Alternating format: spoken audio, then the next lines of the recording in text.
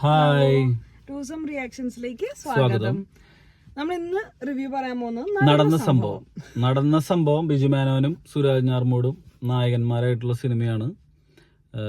Cinema ഒരു watchable സിനിമയായിട്ട്, ഒരു ആവറേജ് വാച്ചബിൾ സിനിമയായിട്ടാണ് തോന്നിയത്.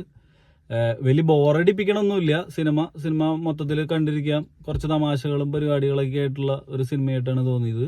അത് കുറച്ച് സ്റ്റാർ കാസ്റ്റ് ഒക്കെ ഉള്ളതുകൊണ്ട് നമുക്ക് ഇങ്ങനെ കണ്ടിരിക്കാം. സിനിമ സുരാജ് ഞാർമൂട് ഉണ്ട്, ബിജു മേനോൻ ഉണ്ട്, ശ്രുതി രാമചന്ദ്രൻ ഉണ്ട്, പിന്നെ ലിജി മോൾ ഉണ്ട്. അതെ, പിന്നെ കുറെ ഫാമിലീസിന്റെ ഒരു കഥ ആയതുകൊണ്ട് നടന്ന സംഭവം തന്നെയാണ്. ഒരു നടക്കുന്ന സംഭവമായിട്ട് തോന്നി. സംഭവം നന്നായി എന്ന് പറഞ്ഞു കഴിഞ്ഞാൽ ചില കാര്യങ്ങളൊക്കെ ഇപ്പൊ സുരാജ് ഞാർമൂടിന്റെ ക്യാരക്ടർ ഒരു വില്ലൻ ക്യാരക്ടർ പോലെയാണ്. ബിജു മേനോൻ നായകൻ പോലത്തെ ഒരു ക്യാരക്ടറാണ്.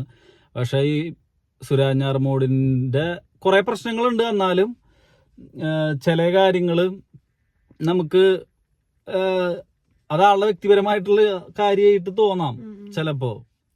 അതൊരു ഓരോരുത്തരുടെയും പെർസ്പെക്റ്റീവിന്റെ പ്രശ്നങ്ങളൊക്കെ ആയിരിക്കും. ഇപ്പൊ എന്റെ ഭാര്യ അങ്ങനെ വേണ്ട എന്ന് തോന്നുന്ന ഒരാളാണെന്നുണ്ടെങ്കിൽ അതൊന്നും പറയാൻ പറ്റില്ല. അപ്പൊ പറഞ്ഞു വെക്കുന്ന വിഷയം എത്രത്തോളം ഇതാവുന്നൊന്നും പറയാൻ പറ്റില്ല.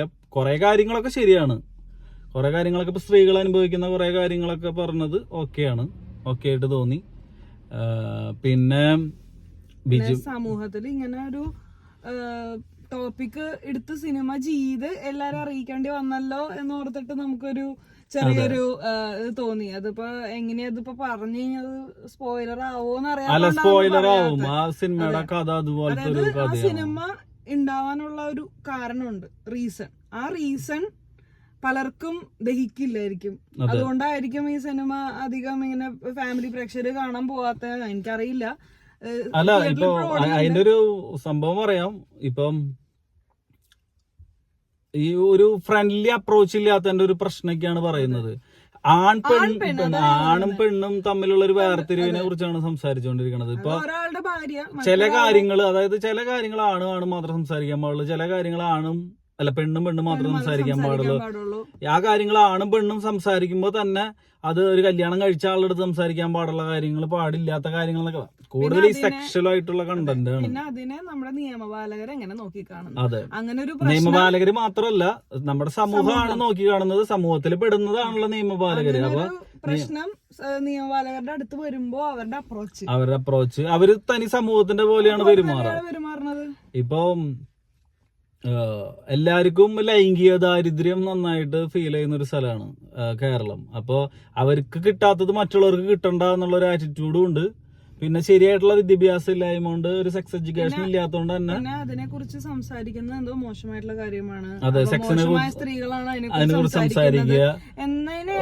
പിന്നെ മാസ്റ്റർബേഷൻ, അതായത് സ്വയംഭോഗം എന്തോ വലിയ പാപമാണ്, തെറ്റാണെന്ന് മതങ്ങളും എല്ലാരും ചെറുപ്പം മുതലേ കുട്ടികൾക്ക് തെറ്റായിട്ടുള്ള രീതിയിലുള്ള തെറ്റിദ്ധാരണകൾ കൊടുത്തു. അതെ, പെണ്ണുങ്ങൾ സംസാരിക്കാനേ പാടില്ല സ്വയംഭോഗത്തെ കുറിച്ച്, പെണ്ണുങ്ങൾക്ക് ഒരു റിലാക്സേഷൻ പാടില്ല.